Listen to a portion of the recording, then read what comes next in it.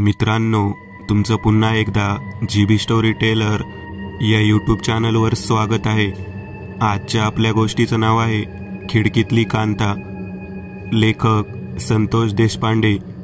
पण गोष्ट सुरू करण्याआधी जर कोणी या चॅनलवर पहिल्यांदाच आलेले असाल तर त्यांनी ह्या चॅनलला सबस्क्राईब करायला विसरू नका।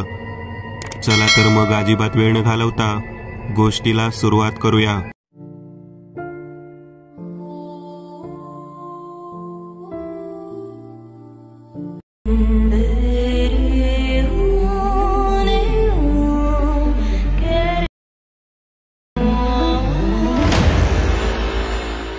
वारीचे दिवस होते।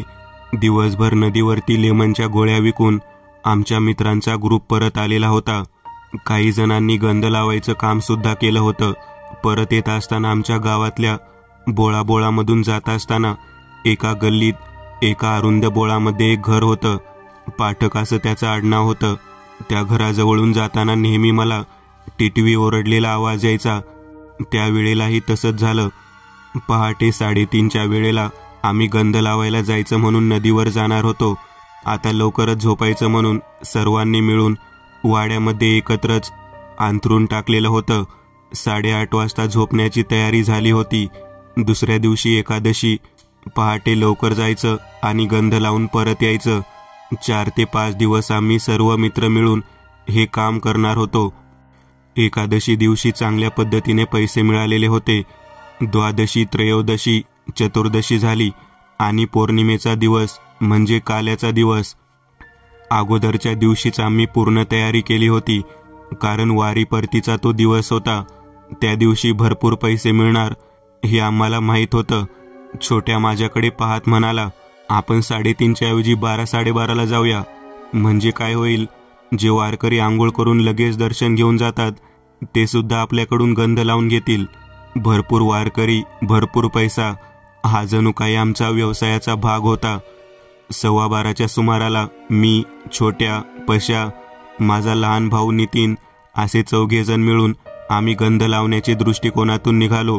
12:15 वाजून गेले होते। त्या ठिकाणी बोळामधून जात असताना बरोबर पाटकांच्या वाड्याच्या उंच दगडी इमारतीकडे आमचं लक्ष चाललेलं होतं।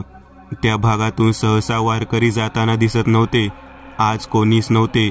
संपूर्ण अंधार आणि थोडं अंतर गेल्यावर एक लाईटचा खांब आणि त्यावरती छोटासा बल्ब होता। मी पुढे होतो। छोट्या मला म्हणाला, सरळ सरळ जायचं बघ, आजूबाजूला अजिबात बघायचं नाही। काही जण म्हणतात तिथे पप्पी असते। मी म्हणालो, कोण पप्पी? अरे ती कांता नाही का? कोण कांता? 2-3 वेळा छोट्या आणि पशा दोघे जण मिळून मला समजावून सांगण्याचा प्रयत्न करत होते। नेमकं त्या वाड्याच्या जवळ गेल्यानंतर त्या खिडकीच्या दिशेने पाहत मी म्हणालो, एकदा पप्पी म्हणतोस, एकदा कांता म्हणतोस, नेमकं नाव तरी काय आहे तिचं? तेवढ्यात आतमधल्या बाजूने जोरात ओरडलेला आवाज आला, अरे पप्पी म्हणजेच कांता रे, मी पप्पीच आहे आणि माझं नाव कांता पण आहे। कुठे चाललेला हा तुम्ही बोंबलत? मी आश्चर्यचकित झालो। एवढ्या रात्री सुद्धा या वाड्यात कोणीतरी जागा आहे आणि आपल्याला स्वतःचं खरं नाव सांगत आहे। छोट्याला म्हणालो, कोण आहे ही? एवढ्या रात्री बोलून आपल्याला उत्तर देत आहे। छोट्या म्हणाला, अरे नालायका, ती जिवंत नाही, ती कांताची खिडकी आहे, कांताची। ती एक मतिमंद मुलगी आहे जी सर्वांना रात्रीच्या 12 ते 3च्या कालावधीमध्ये दिसते आणि तू चक्क तिचं नाव घेतलं आणि ते सुद्धा तिच्या खिडकीसमोर। बापरे, आता आपलं काही खरं नाही।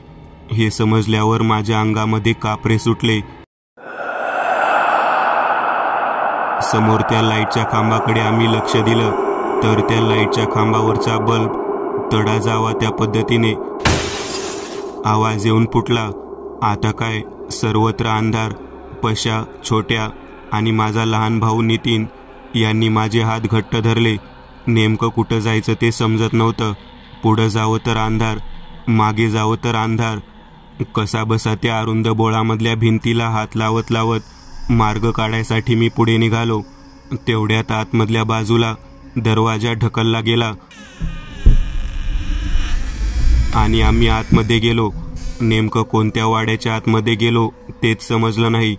पशा म्हणाला, आलो बहुतेक, हा सदाभाऊचा वाडा आहे। पाटकांना लागून असतो. आतमध्ये कोणीच नव्हतं. सर्वत्र अंधार. थोडं बहुत चौसोपी वाड्यामध्ये पौर्णिमेचा प्रकाश असल्यामुळे आतलं दृश्य दिसत होतं. एक आराम खुर्ची होती आणि तिच्या बाजूला अंथरून टाकलेलं होतं. आम्ही विचार केला, बाहेर त्या विचित्र मुलीचा आवाज ऐकण्यापेक्षा आणि तिथून पुढे वाट काढून जाण्यापेक्षा या वाड्यामध्येच आपण थोडा वेळ थांबावं. काही वेळानंतर 3-3:30 नंतर पुन्हा नदीवरती गंध लावायसाठी जावं.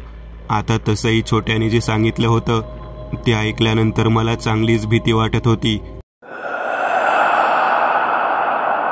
की 12 ते 3च्या दरम्यान या बोळामधून अजिबात जायचं नाही.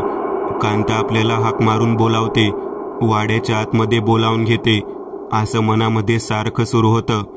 तेवढ्यात आराम खुर्चीच्या बाजूच्या अंथरुणावरून एक मुलगी उठून बसलेली आम्ही पाहिली. हातामध्ये कुळकुळा घेऊन ती त्या चौसोपी वाड्याच्या आतमधल्या भागात गुडघ्या एवढ्या गॅलरीच्या भागातून पळत पळत गाणं म्हणत होती. आम्हाला वाटलं आम्ही अचानक वाड्याच्या आतमध्ये आलो होतो, त्यामुळे ती झोपेतून उठली असावी. छोट्या मला म्हणाला, जरा शांत बसायला हवं. तसंही न विचारता रात्रीच्या वेळी आतमध्ये आलो आहोत. पशा म्हणाला, अरे या वाड्यामध्ये फक्त काय एकच मुलगी आहे का? बाकीचे लोक काही दिसतच नाहीत. तेवढ्यात एक म्हातारा व्यक्ती हातात काठी घेऊन त्या आराम खुर्चीवर येऊन बसला. तो व्यक्ती टकला होता. आपल्या डोक्यावरचा घाम पुसत त्याने आमच्याकडे पाहिलं. तो खुर्चीवरून उठून उभा राहिला. पशा त्याला पाहत म्हणाला, काका 1-2-3 तास आम्हाला इथे थांबू द्या. हो, या ओसरीवरतीच बसतो. आमच्या हातातलं गंधाचे साहित्य पाहून तो म्हणाला, नदीवर चालला आहात का गंध लावायला? तेव्हा आम्ही सगळेजण म्हणालो, हो नदीवरच चाललो आहोत. मग थोडा वेळ थांबा. येथे बाजूला ओसरीवरती बसून झोपायचं असेल तर झोप घ्या. नाही, आता कशाची झोप? लाईट गेली आहे. थोडा बहुत जो प्रकाश आहे त्या तिथे बसावं म्हणतो. पलीकडचा जो वाडा आहे पाटकांचा, तेथे जरा चित्रविचित्र आवाज आला हो, म्हणून इथे आलो. आपलं नाव सदुभाऊच ना? तेव्हा तो म्हातारा व्यक्ती म्हणाला, तुम्हाला सदुभाऊच्या वाड्यात जायचं आहे तर पाटकांच्या वाड्याबद्दल तुम्हाला कोणी काही सांगितलं का? तेव्हा छोट्या म्हणाला, कोणी सांगायला कशाला हवं? आताच आम्ही त्या येड्या पप्पीचा आवाज ऐकला. तो म्हातारा छोट्याकडे रागाने पाहत म्हणाला, ए, तिला वेडी का म्हणतोस रे? ती पप्पी नाही, तिचं नाव कांता आहे. कांता. कांताला असं बोललेलं आवडत नाही. तेवढ्यात ती मुलगी ब्रुम ब्रुम तोंडाने गाडी चालवत आहे असा आवाज करत आमच्या समोर येऊन उभारली. चला चला, बसा, गाडीत बसा, आपल्याला फिरायला जायचंय. त्या मुलीकडे पाहिलं तेव्हा तिचा आवाज ओळखीचा वाटला. पशा माझ्याकडे पाहत म्हणाला, अरे हा आवाज आपण आता कुठेतरी ऐकला आहे. छोट्या म्हणाला, तुझं नाव काय ग आणि कुठे जायचं म्हणतेस तू? झोपली नाहीस का तू? तेव्हा ती मुलगी म्हणाली, मी कांता. मला लाडाने लोक पप्पी म्हणतात. पप्पी. तिचं नाव कांता आहे आणि तिला पप्पी म्हणतात हे ऐकल्यानंतर माझा लहान भाऊ नितीन जोरात ओरडला, अरे आपण सदाभाऊच्या वाड्यात नाही आहोत, आपण पाटकांच्या वाड्यात आहोत आणि ही ती खिडकीमधली कांता आहे. चला चला, लवकर चला, मागे फिरा. आम्ही मागे वळून दरवाजातून बाहेर पडणार. तो दरवाजा बंद झालेला होता. सदुभाऊ म्हणून ज्या माणसाला आम्ही समजत होतो तो व्यक्ती आमच्या समोर येऊन उभारला. माझ्या पोरीला नाव ठेवता काय? छोट्याकडे पाहत तो म्हणाला, तू काय म्हणालास? येडी पप्पी. माझ्या पप्पीला तू येडा म्हणालास? ती कांता आहे. कांता. तिच्या चांगल्या नावाचं वाटोळ केलं आहे. तुम्ही आता कसं बाहेर पडतात तेच बघतो. त्या व्यक्तीने त्याच्या पाठीमागच्या हातातून एक लांब वेताची काठी हातात घेतली आणि छोट्याच्या दंडाला धरून बडवायला सुरुवात केली. तो व्यक्ती ज्या काठीने मारत होता आणि त्याच्या हात उगारण्याचा आणि मारण्याचा जो वेग होता तो पाहिल्यावर आम्ही चांगलेच घाबरलो. मोजून 2 मिनिटाच्या आत छोट्याच्या कमरेवरची चड्डी त्या वेताच्या काठीने मार दिल्यामुळे चांगलीच फाटली. छोट्या ओरडत होता, परंतु 1 मिनिटात 100 फटके पडावे या पद्धतीने तो म्हातारा त्याला चांगलाच बडवून काढत होता. त्याला पाहून पशा माझ्याकडे पाहत म्हणाला, धावा धावा, येथे नका थांबू. जिकडे वाट मिळेल तिकडे पळा. यांना सापडायचं नाही. 3 वाजेपर्यंत तरी कोणी बाहेर पडू नका. माझ्या लक्षात आलं 3 वाजेपर्यंत हा खेळ सुरू राहणार. 3 वाजल्याशिवाय या वाड्यातून आपल्याला बाहेर पडता येणार नाही. आम्ही वाट मिळेल त्या दिशेने पळू लागलो. दोघेजण जिन्यावरून वरच्या मजल्यावर गेली. मी मागच्या दिशेने जे स्वयंपाकघर होतं त्या दिशेने पळत सुटलो. छोट्याला मात्र ढुंगण सुजस्तोपर्यंत त्या म्हाताऱ्याने बडवून काढलं होतं. मला वाटलं छोट्या कदाचित त्याच्या मारामध्ये जातो का काय. तो पालता पडला तरी त्याच्या पाठीवरती तो म्हातारा वेताच्या काठीने छडी मारत होता. तेवढ्या त्या ठिकाणी कांता आली. पुन्हा एकदा ब्रूम ब्रूम करत ती वडिलाला म्हणाली, बाबा बाबा सोडा त्याला, माझ्यासोबत खेळायला कोणीच नाही, सगळे पळून गेले. कांते, आग कांते, धर प्रत्येकाला, येथे आण. तुला वेडी म्हणाले ते, एकेकाला चांगला सडकून काढतो. कांता चिडली. ती माझ्या पाठीमागे येऊ लागली. मी मागच्या स्वयंपाकघराच्या बाजूला असलेल्या मोठ्या धान्याच्या कणगीमध्ये लपून बसलो. कणगी जुन्या पद्धतीची होती. तिला वरच्या बाजूला 2-4 छिद्र सुद्धा पडली होती. आतमध्ये लपून बसल्यामुळे मला बाहेरचं थोडं बहुत दिसत होतं. चंद्राच्या प्रकाशामध्ये भेसूर दिसणारी ती कांता केस वगैरे विस्कटलेल्या अवस्थेत माझ्याकडे आतमध्ये आजूबाजूला हाक मारून मला बोलावत होती. हे बाळा, ये बाहेर ये, बाबांनी खेळायला बोलावलं आहे, माझ्यासोबत कोणीच नाही, ये ना, ये बाहेर ये. तुझं नाव काय आहे, सांग ना मला. तिचंही विचित्र पद्धतीचं बोलणं मला सहन होत नव्हतं.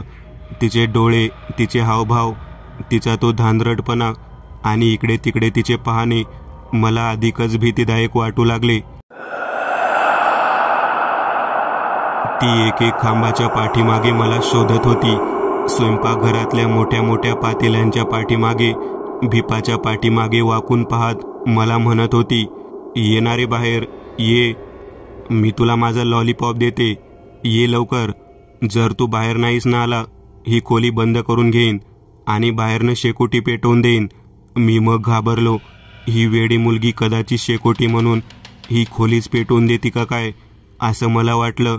मी कणगीमधून माझं तोंड बाहेर काढलं. प्रसंगावधान राखत मी तिच्याकडे पाहत म्हणालो, अजून 2 जण आले नाहीत खेळायला, जा त्यांना शोधून ये, तोपर्यंत मी बाहेर येतो. ती माझ्याकडे पाहत म्हणाली, कुठे गेले आहेत ते? वरच्या मजल्यावरती गेलेत. ती बावळट पद्धतीने माझ्याकडे पाहत म्हणाली, गेला ना तो छोट्या, बाबांनी सांगितलं, तो मला वेडी म्हणत होता. मी वेडी नाही बरं का, मी वेड लावते. तुला बघायचं आहे का मी कसं वेड लावते ते? चल चल बाहेर चल. तुझं नाव काय दादा? ती माझ्याकडे पाहत तसं बोलल्यावर मी चांगलाच घाबरलो. मला नको, मला नाही पाहायचं तू कसं वेड लावते ते. मी येतो बाहेर, पण अगोदर त्या दोघांना शोधून ये. ठीक आहे. आणि ब्रूम ब्रूम करत गाडी चालवत ती वरच्या दिशेने गेली. मी त्या संधीचा फायदा घेत कसा बसा बाहेर आलो आणि पाहिलं तर तो टकला म्हातारा छोट्याला उठवून बसवत त्याच्या प्रेताकडे पाहत म्हणाला, आता तू कायमस्वरूपी या वाड्यात राहणार. माझ्या मुलीसोबत कोणीच खेळायला नव्हतं. आज कित्येक दिवसानंतर कोणीतरी खेळायसाठी मिळालं, पण मी तुला सांगतो तसं वागावं लागेल. बघ, माझ्या मुलीला वेडपट्टी म्हणायचं नाही, माझ्या मुलीला कांता म्हणायचं. कांता, तिला खिडकीत बसायला खूप आवडतं. ती बिचारी जाणाऱ्या येणाऱ्यांना सारखं म्हणते, या खेळायला, या खेळायला या. आतापर्यंत कोणीच आलं नव्हतं. आज पौर्णिमेचा दिवस, तुझ्या रूपाने का होईना तिला कोणी ना कोणीतरी खेळायला मिळालं. त्या टकल्या म्हाताऱ्याकडे पाहिल्यानंतर मला इतकी भीती वाटू लागली की मी बाजूला भिंतीला पाठ लावून तेथे श्वास थांबून छोट्याच्या प्रेताला पाहून रडू लागलो. आपला धडधाकट असणारा मित्र केवळ एका चुकीमुळे मारला गेला. खरंच आपण कोणाला वेड म्हटलं नाही पाहिजे. छोट्याला ते समजलंच नाही आणि तो त्या कांताच्या वडिलांसमोर उभा राहून वेडा वेडा म्हटला. आता त्याची शिक्षा त्याला किती भयानक पद्धतीने मिळाली ते मी पाहत होतो. त्या म्हाताऱ्याने छोट्याला बसवलं. त्याच्या प्रेताला तो पाणी पाजत म्हणाला, जास्त लागलं का बाळा? तेव्हा छोट्या त्याच्याशी बोलू लागला, काका इतकं मारत असतात का? माझ्या ढुंगणाची चामडी सोलून निघाली. छोट्याचे बोलणे ऐकल्यानंतर मी घाबरूनच गेलो. छोट्याचा आता जीव गेला होता. मग समोर बोलणारा छोट्या हा जिवंत होता का त्याचं भूत बोलत होतं तेच मला कळत नव्हतं. वरच्या जिन्यातून त्या लाकडी जिन्यामधून 2 मुलांच्या पायाला धरून फरफटत ओढत कांता खालच्या दिशेने बाबांकडे पाहत म्हणाली, बाबा बाबा, 2 जण सापडले, यांना पण शिक्षा द्या. माझा लहान भाऊ नितीन आणि पशा 2 जण सापडले होते. ते ओरडत होते, सोड सोड म्हणून ओरडत होते. आता मला पुढे जाण्याशिवाय काहीच गत्यंतर नव्हते. मी समोर जात म्हणालो, पपिताई पपिताई, सोड सोड त्यांना, सोड, ते आपल्याला खेळामध्ये मदत करणार आहेत. तेवढ्यात तो टकला म्हातारा माझ्याकडे पाहत म्हणाला, आता पळून गेलेला तूच ना तो. मी त्या म्हाताऱ्याकडे पाहत म्हणालो, नाही काका नाही, तो गेला ना निघून, मागच्या दरवाजाने निघून गेला. त्या म्हाताऱ्याने लमलोकाच्या घड्याळाकडे पाहिलं आणि तो म्हणाला, खोटं बोलतोस काय? 3 वाजल्याशिवाय कोणीच बाहेर पडू शकत नाही. या वाड्यातून माझ्या लक्षात आलं, या वाड्यात असलेल्या या दोन्ही भूतांना सुद्धा माहीत आहे की 3 वाजेपर्यंत या वाड्यात लोक अडकून बसतात. तेव्हा आम्ही प्रसंगावधान राखत या म्हाताऱ्याला म्हणालो, मागच्या दारातून बाहेर नाही गेला, मागच्या दारातून बाहेर जाण्याचा प्रयत्न करत होता, कुठेतरी लपून बसला असेल तो. तो म्हातारा मला म्हणाला, पप्पे, तू या मुलाला घेऊन जा आणि त्याला धरून आण. पळून कसा काय जातो ते बघतोच. काचा कवड्या खेळायच्या आहेत, 4 जण हवे आहेत तिथे. बापरे, आता आपल्याला त्या वेड्या मुलीसोबत वाड्यामध्ये फिरावं लागणार. पप्पी पळत पळत माझ्याजवळ आली. मला म्हणाली, बस बस, गाडीवर बस, पेट्रोल संपेल आता. मला काय करावं कळेना. तिथे कुठली गाडी नव्हती ना काय नव्हतं. तिच्या पाठीमागे तिच्या खांद्यावरती हात ठेवून मी तिच्याबरोबर धावू लागलो. पप्पी एका पाठोपाठ एक या पद्धतीने मला प्रचंड वेगामध्ये संपूर्ण वाड्यातल्या खोल्या फिरवू लागली. त्या कांताचा वेग खूपच भयानक पद्धतीचा होता. मी हळूहळू तिला बोलू लागलो. तिला म्हणालो, अगं कांता, अगं कांता, किती वेळा आपण त्याला शोधायचं? चल आता, तिथे आपण 4 जण झाले आहोत. काचा कवड्या खेळायला नको का? तेव्हा ती माझ्याकडे पाहत म्हणाली, बाबांनी सांगितलं का परत ये म्हणून? नाही ना सांगितलं. मग त्या मुलाला शोधायचं. तेवढ्या त्या म्हाताऱ्याचा आवाज आला, ए कांते, ये लवकरात लवकर, लवकरात लवकर इकडे ये, काचा कवड्या खेळायची वेळ आली आहे. आम्ही त्या दिशेने गेलो. माझा लहान भाऊ पशा 2 जण समोर बसले होते. चांगलीच घाबरगुंडी उडालेली होती. पशाच्या गालावरून हात फिरवत तो टकला असलेला म्हातारा आम्हाला म्हणाला, याने माझ्या पोरीला वेडं म्हटलं म्हणून याला शिक्षा दिली आहे. तुम्ही सुद्धा माझ्या कांताला काहीच बोलायचं नाही. आम्ही हात जोडून म्हणालो, नाही नाही, काहीच बोलणार नाही काका. कधी खेळ सुरू करायचा?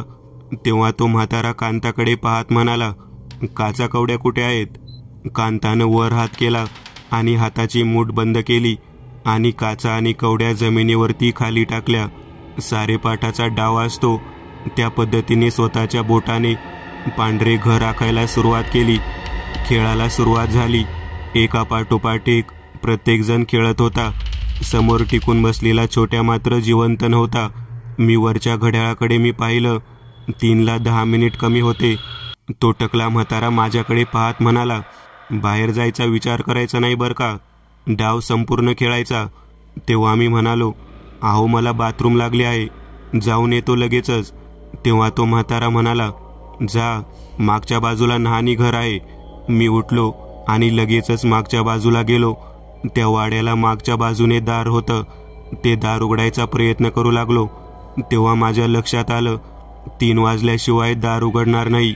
आता माझा भाऊ नितीन आणि पशा या दोघांच्या येण्याची मी वाट पाहत होतो.